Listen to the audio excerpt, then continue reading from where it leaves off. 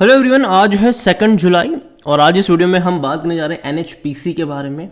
100 रुपये का शेयर है और एक महीने का ग्राफ देखोगे तो एकदम फ्लैट की तरफ। हालांकि गिरावट तकरीबन 12% गिरा ज़रूर है, लेकिन बाद में कोशिश करी और अभी अगर आप देखो तो 100 रुपये की रेंज में अटका है। एक दिन तेज़ी यहाँ पर ज़रूर आई थी जब एक अच्छी खबर आई थी, लेकिन उसके बाद अगर आप देखो तो कुछ देखने को नहीं मिल रहा है। बात करेंगे वीडियो में इसके बारे में, लेकिन उससे पहले अगर आपने अभी तक चैनल को सब्सक्राइब नहीं किया है तो प्लीज़ अभी इसे सब्सक्राइब कर लीजिए, क्योंकि आगे भी बहुत सारे वीडियोस हैं जो आपको काफ़ी ज़्यादा हेल्प करेंगे। तो 100 रुपये का शेयर है एनएचपीसी का, तकरीबन 11.5% की गिरावट ज़रूर है एक महीने में, लेकिन एक साल में अभी भी बेहतरीन तेज़ी है। 120% का ग्रोथ है, शानदार तेज़ी आई थी। उसके बाद अभी अगर आप देखो तो कंसोलिडेट ही कर रहा है ये, अगर अटेम्प्ट भी कर रहा है तो गिरावट दिखा रहा है साथ साथ में। और देखो अभी 3 दिन पहले तेज़ी आई थी जब खबर आई थी यहाँ पर कि भैया इनको एक बड़ा प्रोजेक्ट मिला है, तकरीबन 200 मेगावाट कैपेसिटी का सोलर प्रोजेक्ट मिला है गुजरात में, और तकरीबन 850 करोड़ के आसपास का ये बहुत बड़ा प्रोजेक्ट है। और उसके चलते एक दिन की हल्की सी तेज़ी आई थी, ठीक है, लेकिन उसके बाद अगर आप देखो तो कुछ हो नहीं रहा। यहाँ पर न्यूज़ कुछ इस तरीके से थी कि कंपनी ने अग्रीमेंट साइन करा था सोलर प्रोजेक्ट का, जो कि गुजरात में था, तकरीबन 845 करोड़ के आसपास का। The public sector enterprise entered into the power purchase agreement with the state electricity regulatory board in Gujarat. और ये बड़ी बात है, 27 जून को ये अग्रीमेंट हुआ था वहाँ पर, और गुजरात ऊर्जा विकास निगम लिमिटेड के साथ।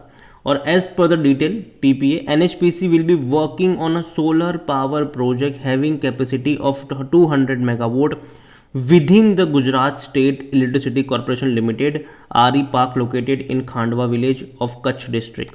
अब जाहिर सी बात है, हर कंपनी, हर पावर कंपनी अपनी जो कैपेसिटीज़ है उसको लगातार बढ़ा रही है और बिजली सप्लाई कर रही है। अलग अलग स्टेट गवर्नमेंट के साथ वो कॉन्ट्रैक्ट भी वगैरह कर रही है। और यहाँ पर अगर आप देखो तो Gujarat state electricity corporation limited is a wholly owned subsidiary of Gujarat Vikas जो निगम है उनका, which focus on power generation in the state में जो पावर जनरेशन है वहाँ पर ये पूरा का पूरा फोकस कर रहा है। और ये बहुत बड़ा प्रोजेक्ट है और जिसके चलते एक दिन की तेज़ी यहाँ पर ज़रूर बनी थी। अगर वॉल्यूम भी देखोगे तो इनके वॉल्यूम भी अच्छे, तकरीबन 88 लाख से भी ज़्यादा के शेयर्स यहाँ पर ट्रेड होते नज़र आए हमें। इतना ही नहीं, इसका जो ऑल टाइम हाई था वो 118 रुपये के आसपास का था, 14 रुपये के आसपास का लो भी यहाँ पर बना है। मार्केट कैप इसका 1 लाख करोड़ से भी ज़्यादा का देखने को मिल रहा है। कंपनी को लेकर अगर हम देखने की कोशिश करें तो according to money control user हर कोई कह रहा है खरीदारी करो, मतलब 75% लोग कह रहे हैं खरीदारी करो, 25% लोग कह रहे हैं होल्ड करो। बेचने की बात कोई भी यहाँ पर नहीं कर रहा है। और जहाँ तक बात करी जाए इनके कुछ रीसेंट ब्लॉक डील्स की, तो परचेजिंग वाली रही है जनवरी में, हालांकि कुछ बिकवाली वाली भी थी। सिंपल सी बात है, हैंड एक्सचेंज है यहाँ पर हुए, एक ने खरीदा एक ने बेचा, सिंपल सी बात है ये। और जहाँ तक इनके अगर हम बात करने जाए डिविडेंड्स वगैरह को लेकर तो अच्छा पे कर रहा है। 1.40 रुपये का पे करा यहाँ पर पहले, ठीक है, और दूसरी बार भी इन्होंने मई में दोबारा पे करा तकरीबन 50 पैसे का। कुल मिलाकर 2 रुपये के आसपास का डिविडेंड ये पे कर चुका है। देखो देखने में 100 रुपये का शेयर 2 रुपये का डिविडेंड अच्छा है, ठीक है, लेकिन अब ये सोचो कि पिछले साल ये 40 रुपये के आसपास ट्रेड कर रहा था और 2 रुपये का डिविडेंड बहुत अच्छा है ये। इवन जब 40 रुपये का था तब भी ये 2 रुपये के आसपास का ही डिविडेंड आपको पे कर रहा था। जैसे कि 2023 में देखोगे तो 1.40 रुपये का था, बाद में दोबारा अगस्त में पे करा था 45 पैसे का, तो 1.85 रुपये का पे करा था इसने, जो कि काफ़ी अच्छा डिविडेंड माना जाता है, काफ़ी अच्छा डिविडेंड।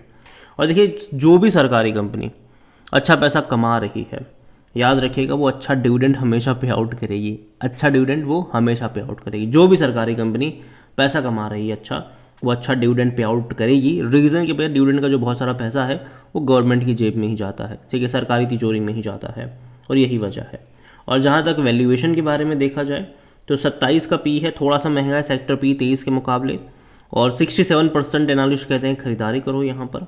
मेरा मानना ये है कि जिस दिन इसका सेक्टर पी और पी रेशो दोनों सेम हो गया, वहाँ पर मुझे लगता है कि एंट्री करने के मौके बनते आपको नज़र आ सकते हैं। और वो शायद लेवल होगा 90 रुपये के आसपास का, वो लेवल होगा जहाँ पर लोगों के इंटरेस्ट आ सकते हैं, बाइंग इंटरेस्ट आ सकते हैं। और जहाँ तक फिनेंशियल्स की बात करें, लास्ट क्वार्टर के नंबर उतने भी खास नहीं थे, इवन खराब ही मैं कहूँगा। 2500 करोड़ का रेवेन्यू था, प्रॉफिट था तकरीबन 550 करोड़ का, और ख़राब ही क्योंकि पिछले साल अगर आप देखोगे तो प्रॉफिट तकरीबन 650 करोड़ का था। तो कम प्रॉफिट हुआ पिछले साल के मुकाबले। और रेवेन्यू देखो तो पिछले साल के मुकाबले थोड़ा सा ही बढ़ा है, जो पिछले साल 2455 करोड़ का था उसके मुकाबले थोड़ा सा ही बढ़ा है, लेकिन पिछले क्वार्टर के मुकाबले कम हुआ है। जनरली एक ऑब्जर्वेशन अगर आप देखो इस कंपनी को लेकर तो ये है कि इनकी जो रेवेन्यू और प्रॉफिट्स होते हैं वो दिसंबर और मार्च में उतने अच्छे नहीं होते जितने जून और सितंबर में होते हैं। अगर आप जून 2023 की बात करें तो 3000 करोड़ से भी ज़्यादा के रेवेन्यू थे और तकरीबन 1000 करोड़ से भी ज़्यादा का प्रॉफिट था। सितंबर में 3200 करोड़ के आसपास के रेवेन्यू थे और 1500 करोड़ से भी ज़्यादा का प्रॉफिट था। और ये सिर्फ 2023 की बात नहीं है, अगर आप 2022 में भी देखोगे तो 2022 में भी नंबर कुछ ऐसे ही थे। जून में जून 2022 में देखोगे तो 3000 करोड़ से भी ज़्यादा का इनका रेवेन्यू था और तकरीबन 1000 करोड़ से भी ज़्यादा प्रॉफिट था। तो ये है।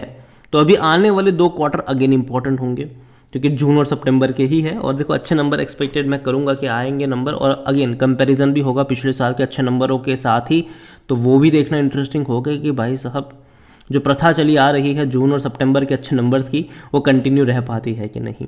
और जहाँ तक शेयर होल्डिंग के बारे में देखें तो जो प्रमोटर है उनकी होल्डिंग 67.40% की है, एक भी शेयर गिरवी नहीं है। और जाहिर सी बात है जो भी सरकारी कंपनी होती है उनके शेयर्स गिरवी होते नहीं हैं। इंस्टीट्यूशंस की बात करें तो म्यूचुअल फंड के पास अच्छी खासी क्वांटिटी है, 6.02%, डोमेस्टिक के पास 5.29% है, एफआईज के पास 6.80% है। लेकिन देखा जाए तो भाई अब बिकवाली करी है सबने, चाहे वो म्यूचुअल फंड हो या फिर चाहे वो यहाँ पर एफआईज हो, या फिर चाहे हम बात करें डोमेस्टिक ने हल्की सी क्वांटिटी खरीदी है लेकिन बड़ी क्वांटिटी म्यूचुअल फंड और एफआईज ने यहाँ पर बेची है। इवन प्रमोटर ने भी बेची है ओएफएस के जरिए, और जो खरीदारी हुई है वो रिटेल की तरफ से ज़्यादा हुई है।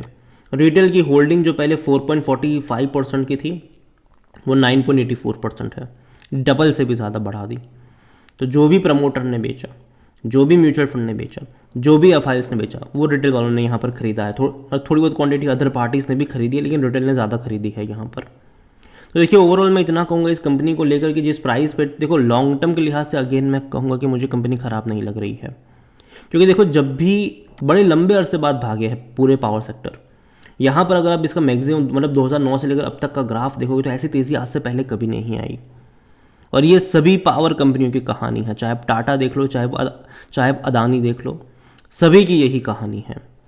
ऐसी तेज़ी कभी नहीं आई वहाँ पर, क्योंकि देखो मार्केट इस चीज़ को अज्यूम करके चल ही रहा है कि आने वाले टाइम में हम जो है वो इलेक्ट्रिक व्हीकल्स वाले एरा में जा रहे हैं, और उसके चलते जो कंजम्पशन होने वाला है वो बहुत ज़्यादा होने वाला है बिजली का। और जो पावर कंपनियां ज़्यादा बिजली प्रोड्यूस, और देखो बहुत सारी पावर कंपनी ने जो अपनी कैपेसिटीज़ बढ़ाई है वो पिछले कुछ सालों में बहुत ज़्यादा बढ़ाई है, जो पहले नहीं बढ़ी थी, पिछले कुछ सालों में बहुत ज़्यादा बढ़ाई उन्होंने, और आगे भी वो बढ़ाते हुए आपको नज़र आएंगे। और मार्केट भी इस चीज़ को मान रहा है, फैक्टरिंग कर रहा है। और देखो मैं अभी भी मानता हूँ कि अभी भी यहाँ पर पोटेंशियल है और 2-3 सालों का, लेकिन हाँ ये ज़रूर है कि थोड़े बहुत करेक्शन यहाँ से अब एक्सपेक्टेड रहेंगे, क्योंकि एक अच्छी खबर आई लेकिन फिर भी शेयर भागा नहीं। जनरली ऐसी खबरों के ऊपर एनएचपीसी इससे पहले काफ़ी बड़ी तेज़ी दिखा देता था, लेकिन एक अच्छी खबर आई लेकिन कोई बहुत बड़ी तेज़ी यहाँ पर नहीं आई।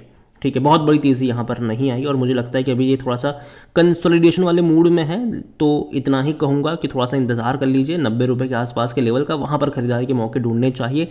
लेकिन इसका मतलब ये नहीं है कि जिनके पास हो वो बेच के भाग जाए, नहीं, बने रहो भाई साहब लॉन्ग टर्म के लिए। यहाँ पर बाय ऑन डिप्स के मौके ढूंढिएगा हर 10% के डिक्लाइन पर, ये मेरा मानना है। अगेन कोई बाइंग एडवाइस नहीं है ये, ठीक है, कोई इन्वेस्टमेंट एडवाइस नहीं, ये मेरा पर्सनल ओपिनियन है। वीडियो को यहीं पे एंड करता हूँ, पसंद आया हो तो लाइक करें, शेयर करें, चैनल पर अगर पहली बार है तो प्लीज़ सब्सक्राइब करें। और एनएचपीसी के बारे में आप क्या सोचते हैं वो भी आप मुझे कमेंट में लिख के बता सकते हैं। Thank you.